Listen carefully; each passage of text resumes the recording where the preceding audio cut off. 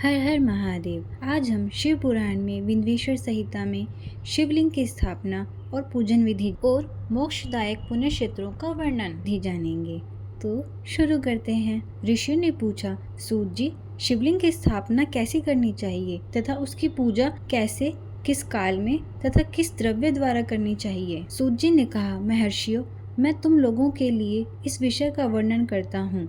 इसे ध्यान से सुनो और समझो। अनुकूल एवं शुभ समय में किसी पवित्र तीर्थ में, नदी के तट पर ऐसी जगह पर शिवलिंग की स्थापना करनी चाहिए जहाँ रोज पूजन कर सकें। पार्थिव द्रव्य से, जलमय द्रव्य से तथा तेजस द्रव्य से पूजन करने से उपासक को पूजन का पूरा फल प्राप्त होता है। शुभ लक्षणों में पूजा करने पर यह तुरंत फल देने वाला है। अचल प्रतिष्ठा के लिए छोटा शिवलिंग श्रेष्ठ माना जाता है। अचल प्रतिष्ठा हेतु बड़ा शिवलिंग अच्छा होता है। शिवलिंग की पीठ सहित स्थापना करनी चाहिए। शिवलिंग की पीठ गोल, चौकोर, त्रिकोण अथवा खाट के पाए की भांति ऊपर नीचे मोटा और बीच में पतला होना चाहिए। ऐसा लिंग पीठ महान फल देने वाला होता है। पहले मिट्टी अथवा लोहे से शिवलिंग का निर्माण करना चाहिए। जिस द्रव्य से लिंग का निर्माण हो उसी से उसका पीठ बनाना चाहिए। यही अचल प्रतिष्ठा वाले शिवलिंग की विशेषता है।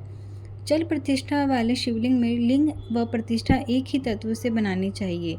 लिंग की लंबाई स्थापना करने वाले मनुष्य के 12 अंगुल के बराबर होनी चाहिए। इससे कम होने पर फल भी कम प्राप्त होता है, परंतु 12 अंगुल से लंबाई अधिक भी हो सकती है। चल लिंग में लंबाई स्थापना करने वाले के 1 अंगुल के बराबर होनी चाहिए, उससे कम नहीं। यजमान को चाहिए कि पहले वह शिल्प शास्त्र के अनुसार देवालय बनवाए तथा उसमें सभी देवगणों की मूर्ति स्थापित करे। देवालय का गर्भगृह सुंदर, सुदृढ़ और स्वच्छ होना चाहिए। उसमें पूर्व और पश्चिम में 2 मुख्य द्वार हों।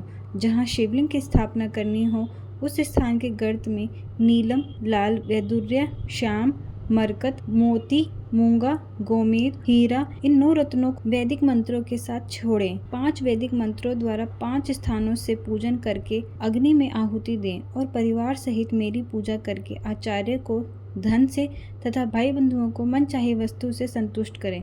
याचकों को सुवर्ण, ग्रह एवं भू संपत्ति तथा गाय आदि प्रदान करें। स्थावर जंगम सभी जीवों को यत्न पूर्वक संतुष्ट कर एक गड्ढे में सुवर्ण तथा 9 प्रकार के रत्न भरकर वैदिक मंत्रों का उच्चारण करके परम कल्याणकारी महादेव जी का ध्यान करें। तत्पश्चात नाद घोष से युक्त महामंत्र ओमकार का उच्चारण करके गड्ढे में पीठ युक्त शिवलिंग की स्थापना करें। वहाँ परम सुंदर मूर्ति की भी स्थापना करनी चाहिए तथा भूमि संस्कार की विधि जिस प्रकार शिवलिंग के लिए की गई है उसी प्रकार मूर्ति की प्रतिष्ठा भी करनी चाहिए। मूर्ति की स्थापना अर्थात प्रतिष्ठा पंचाक्षर मंत्र से करनी चाहिए। मूर्ति को बाहर से भी लिया जा सकता है, परंतु वह साधु पुरुषों द्वारा पूजित हो। इस प्रकार शिवलिंग व मूर्ति द्वारा की गई महादेव जी की पूजा शिव पद प्रदान करने वाली है। स्थावर और जंगम से लिंग भी 2 तरह का हो गया है। वृक्षलता आदि को स्थावर लिंग कहते हैं और कृमि कीट आदि को जंगम लिंग। स्थावर लिंग को सींचना चाहिए तथा जंगम लिंग को आहार एवं जल देकर तृप्त करना चाहिए। यो चराचर जीवों को भगवान शंकर का प्रतीक मानकर उनका पूजन करना चाहिए। इस तरह महालिंग की स्थापना करके विविध उपचारों द्वारा उसका रोज पूजन करें तथा देवालय के पास ध्वजारोहण करें।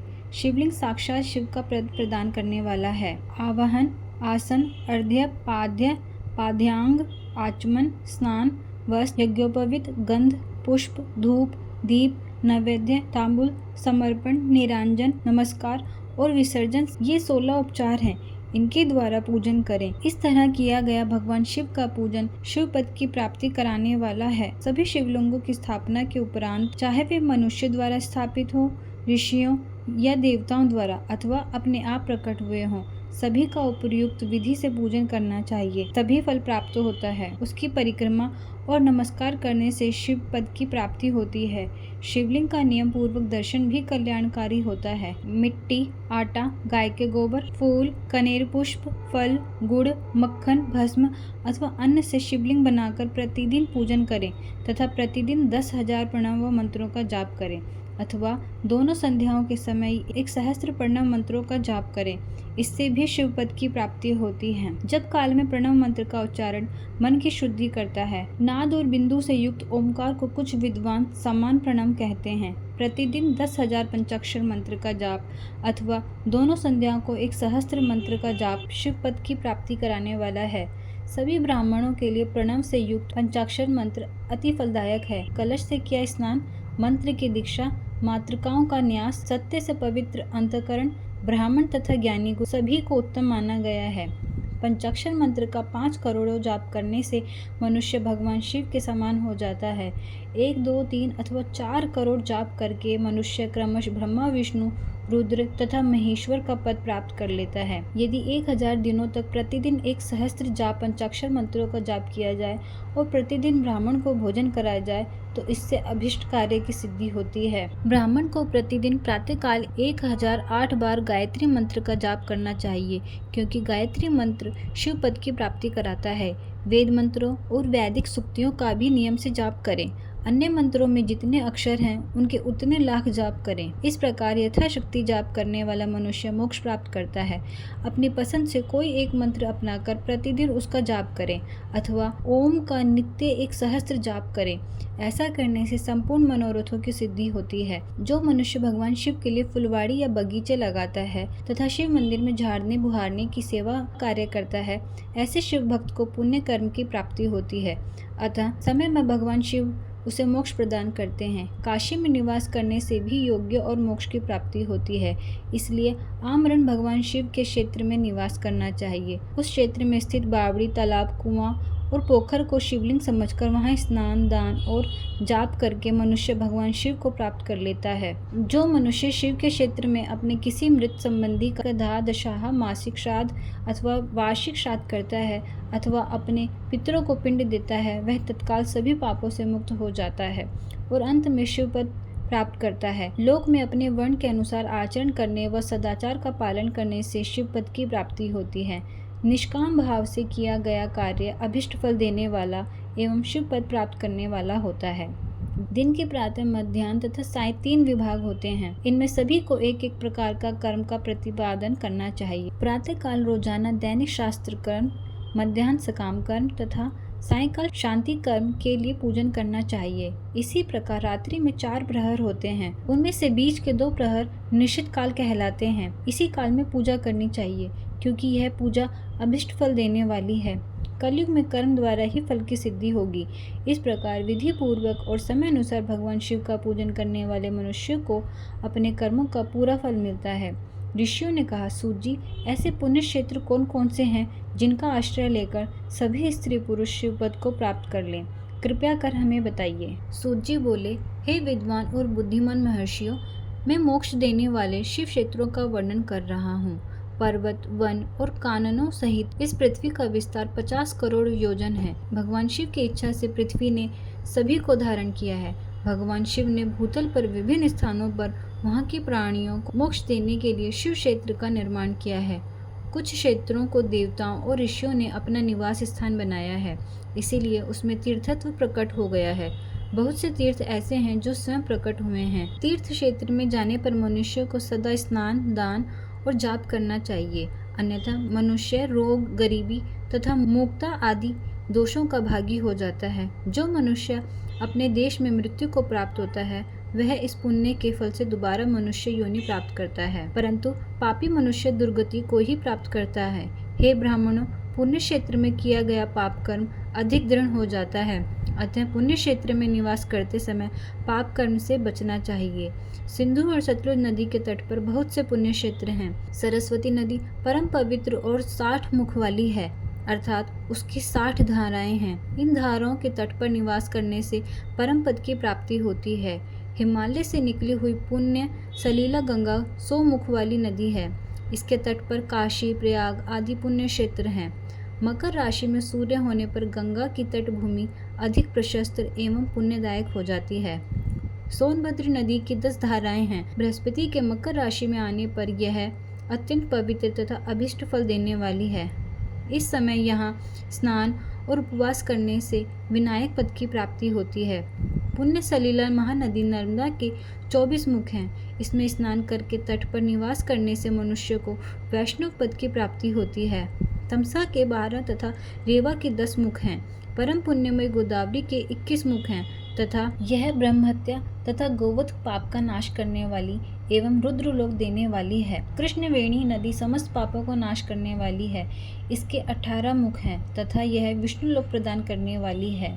तुंगभद्रा 10 मुखी एवं ब्रह्मलोक देने वाली है। सुवर्ण मुखरी के 9 मुख हैं। ब्रह्मलोक से लौटे जीव इस नदी के तट पर जन्म लेते हैं। सरस्वती नदी, पंपा सरोवर, कन्याकुमारी, अंतरिप तथा शुभ कारक श्वेत नदी सभी पुण्य क्षेत्र हैं।